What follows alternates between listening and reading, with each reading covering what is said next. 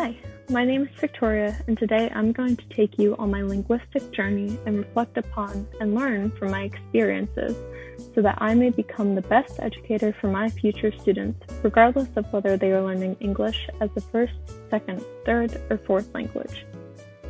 It all started in a small town in Carroll County, Maryland, when I began my language acquisition as an infant. Although scientists have tried to crack the code regarding how babies learn languages, I believe I learned best through visual cues, whether that be letters on building blocks or puzzles, to piece together words, or through the use of body language. However, I am making this assumption 19 years later based on how I learned languages best when I was attempting to learn Spanish and French throughout my educational career. For example, I was taught Spanish from grade 2 to grade 8 through scaffolding. Here's for review. Scaffolding is a teaching method coined by Vygotsky, where he defined it as the role teachers and others have in supporting the learner's development and providing support structures to get to that next stage or level. There are 3 different approaches to instructional scaffolding: content, task, and material scaffolding. When I was taught Spanish in elementary school, my teachers would often use content scaffolding, where she would select content that was not too difficult or unfamiliar for us learning a new skill. This way, we could focus more on the new skill because we already had a sense of familiarity with the content at hand. For instance, applying the correct endings to verbs following the pronoun, such as I walk. We already knew that verbs with I had to end in O, so we applied the pronoun conjunction to the verb walk, making it camino. Oftentimes, my teacher would draw the chart of pronouns on the board in addition to an image of what we were trying to conjugate, i.e., I walk. Once she modeled how to conjugate some simple verbs, she would have us practice in small groups and eventually individually by filling out practice worksheets and trying to have conversations with one another. The same teaching style was used by my high school teacher when I began learning French. However, when I began studying French in high school, I was also taught more about the French cultures and practices. This included French holidays such as Victory in Europe Day and Bastille Day, otherwise known as their Independence Day. In addition to learning about their holidays and history, we were taught about everyday customs such as the French food culture because it is important for bringing people together to enjoy the art of good eating and drinking, and the power to create togetherness, the pleasure of taste, and the balance between human beings and the products of nature. When learning about this particular French practice, I found it reflects a daily practice my family carries out every Monday and Friday night.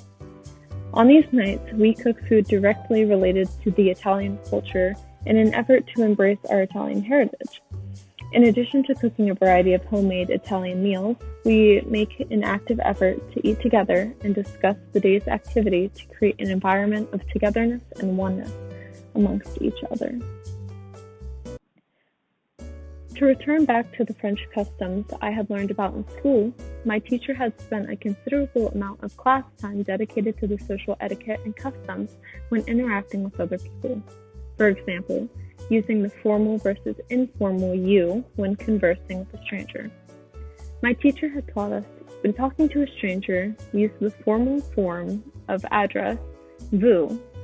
Don't use the familiar form, tu, toi, or call someone by his Christian name until you're invited to do so. Additionally, we learned about the proper greeting regarding the kiss-kiss gesture, which is welcomed when initiated by a French native, or a woman when she offers her cheek.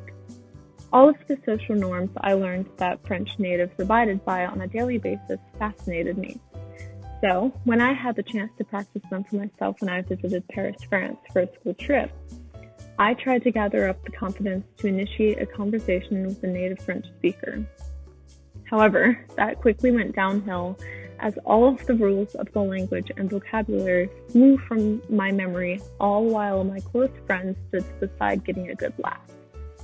While I was embarrassed for the rest of the trip, and slightly embarrassed to this day, I came to the realization that it was okay because I would be back home soon enough, surrounded by the one language I knew and felt at home practicing.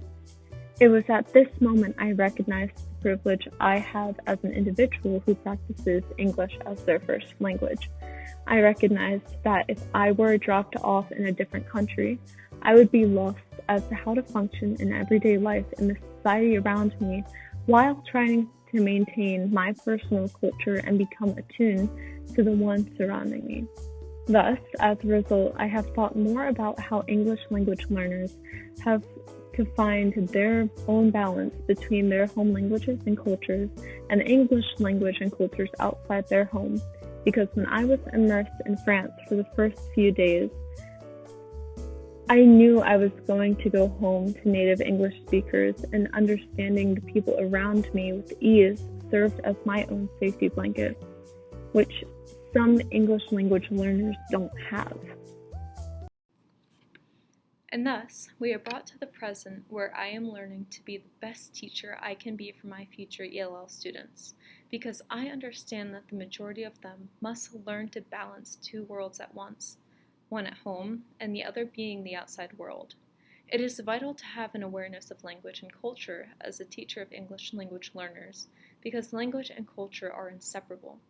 They are two essential parts of one element that helps an individual form their own identity.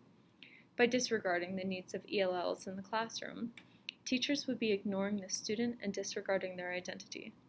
In order to make sure English language learners are having their needs met, an educator must communicate with them and establish a connection with them. This is the bare minimum teachers can do for their students. To go beyond that and build upon these relationships by embracing every child's language and culture would help them develop the confidence in themselves and thus help them feel more confident in their abilities as a student, because not only will they feel welcome in a safe environment where their cultural identity is embraced, they will feel seen in a world where educational policies in the past have ignored them.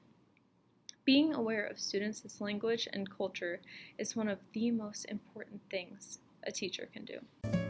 Thank you for watching this video. I hope that you enjoyed and learned something new.